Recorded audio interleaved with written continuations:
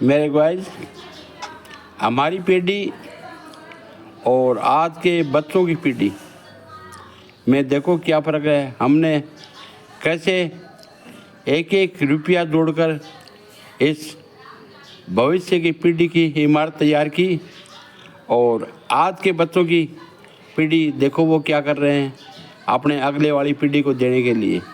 तो ये वीडियो आपको ज़रूर पसंद आएगा। तो मेरा वीडियो लाइक, शेयर, कमेंट और सब्सक्राइब जरूर से करना। जय हिंद।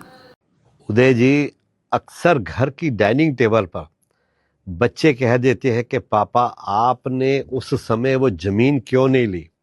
उस समय तो वो जमीन कौड़ियों के भाव मिल रही थी, लेकिन वही बच्चे यह नहीं जानते कि उस कौड़ी को जोड़ने के लिए पापा ने अपनी कितनी खुशियां कुर्बान दी थी। बच्चे तो सिर्फ ये बोल देते कि पापा उस समय इतनी जमीन सस्ती थी, ये था, आपने कुछ नहीं किया। तो पुरानी पीढ़ी का सिद्धांत क्या था उदय जी? जितनी चादर उतने पैर।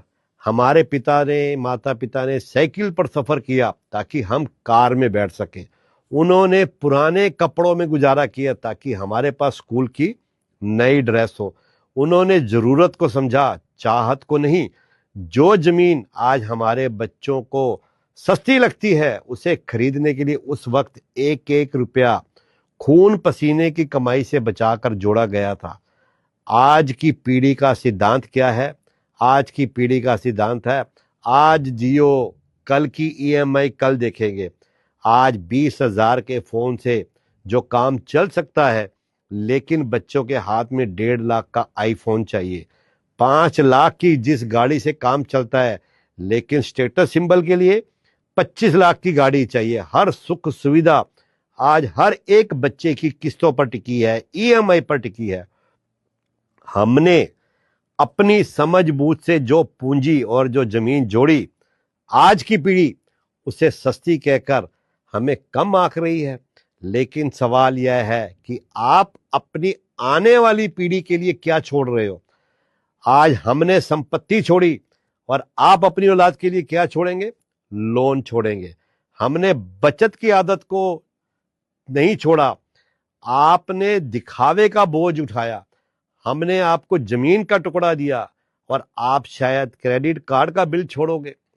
महंगे कपड़े और महंगी गाड़ियों से आप दुनिया को तो प्रभावित कर सकते हैं, लेकिन अपनी औलाद का भविष्य सुरक्षित नहीं कर सकते। याद रखिए, विरासत ब्रांडेड जूतों से नहीं बल्कि मजबूत फैसलों से बनती है। अपनी जरूरत को अपनी कमाई के दायरे में लाइए, वरना अगली पीढ़ी आपको सिर्फ एक कर्जदार पिता के रूप में याद रखेगी। अपने अभाव में रहकर हमने अपना भविष्य बनाया और तुम प्रभाव में आकर अपना भविष्य गंवा रहे हो। बहुत सोचने वाली बात है। विरासत में मिली जमीन बेचना आसान है, लेकिन एक धुर जमीन खरीदने का अनुशासन और पालन